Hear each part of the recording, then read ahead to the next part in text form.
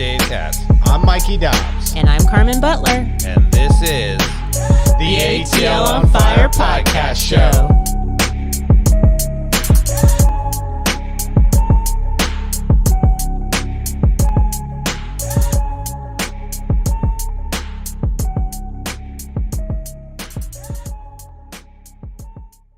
So now let's shift gears. We're going to talk about the home opener against the San Jose Earthquake, where I believe our prediction here at ATL on Fire was the game was going to be a draw. Yep. Which I think I said 2-2 draw. Yeah, it didn't feel right because we're at home. We're just so used to winning at home. But to be honest with you, as the game wore on, I was 100% certain it was going to be a 1-1 draw. I felt like we had to be able to get back the goal, but yeah, I was still highly optimistic it was going to be a draw. Even going into extra time, it felt like we were going to equalize. So I was like, oh, our prediction is going to be right, a draw at home. We did not obviously have the full starting squad with Etienne starting. Giacomakis up front. Got it right, people. Yeah, we did not have Sosa in front of our back line. No. Abram may or may not be our chosen starter, but outside of that, right, everyone else was available. Yes. Unfortunately, they were all players who were on the team last year. Yeah. I mean, Etienne came in, but the whole starting lineup was a team that was all available to us last year, obviously, with the exception, of course, that Robinson and Guzan, were out. Right. So our starting lineup out of the back was Guzan, Parata, and Miles in this as center backs, Gutman, Lennon, and then we had Ibarra, Josetu, Almada. Out on the left, we had Wiley. On the right, inverted Araujo, and up front, Jackson Conway. Yeah, we pretty much got it right. We predicted. So yeah, that's spot on. And what would you have changed as far as the starting lineup, Dave? Well, as far as the starting lineup, I guess not that much. I mean, I probably would have found a way not to start Jackson Conway. I mean, Barry was available, right? They put him in later on in the game. Why not just give him the start? But honestly, why keep giving Jackson Conway a reward? If you're going to do that, though, if you're going to put a guy who hasn't really played with the team, why not start Etienne from the beginning at top and play Wiley as well? Get the talent on the field. So who would be up front? Etienne. Oh, Etienne as a striker. As a false nine, okay. Right? And then play Wiley out left. Wouldn't you do Araujo as your false nine?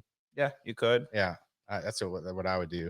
And then, maybe put Wiley inverted and or Etienne. Yeah, but the bottom line being, why not play all three wingers, right? Yeah. And instead of playing a forward who really hasn't shown much. I mean, to me, Jackson Conway, you say, all right, well, he didn't, his hands were tied, but, until that guy shows that he can score at the MLS level, I think he has to be no more than a, 15, 20-minute player at the end of the game. Right.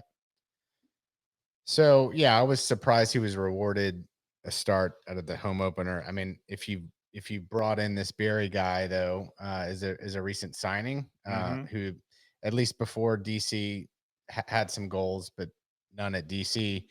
Why not? He scored MLS goals, like you at least. Yeah, but exactly like you said. You signed somebody, you were going to bring them in as the number 2, then play them as the number 2. Right. I think you said that on the last podcast about a coach who's going to bring in a player like that. So why not just stick him in there? Yeah, actually, I think that him as a player actually goes against what I was talking about in signing. To me, you really almost only want to sign a player who either A, you have a spot for and you really expect to be a starter, or B, is a future talent. Okay. And he's kind of neither, right? I mean, maybe you say he's got a future or whatever, and you say, all right, we got to have a backup or whatever, but you don't just sign a backup for a backup's sake. Like, if that's the case, then you would rather have, a backup be Machop Chol, who you're giving a chance finally to, or even Jackson Conway give a chance to. But I don't really like signing a guy from the outside who really doesn't have a role. I mean, it's a recipe for Yeah. Okay. Now, what did you think of player ratings going around the horn? Anybody stand out that had a fantastic game other than obviously Thiago Almada, who, Thiago Almada in the last 9 minutes was yeah, pretty good. pretty good. Maybe the last 5 minutes, really. What did you think of Guzan's performance? No major problems there. He didn't spill anything. Yeah, I don't have a problem with that. I mean, and Yeah, I thought Miles Robinson was solid the whole game. I think it's the same as what I saw in the Chattanooga game. He didn't necessarily look to me the most explosive, but he doesn't look like he's far from being Right. himself.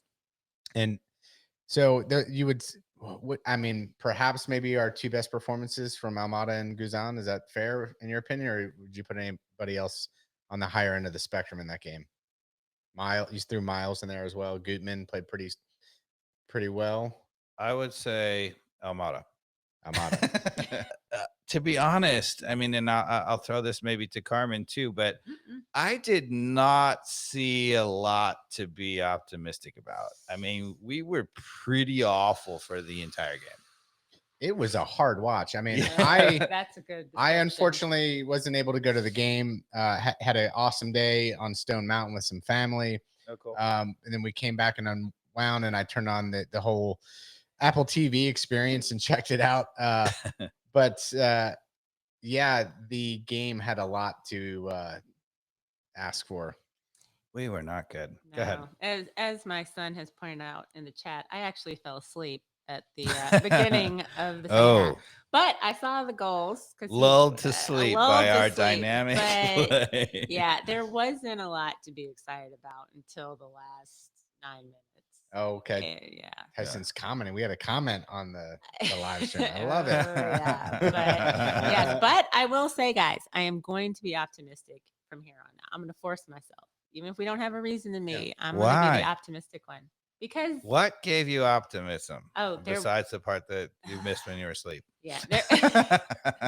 No, it's more. There wasn't a lot to give optimism. I just feel like if I bring good thinking into the space, into the universe for Atlanta United, I don't think it works that way. Yeah, we'll see. But also just to counter you guys, because I have a feeling y'all will not be optimistic.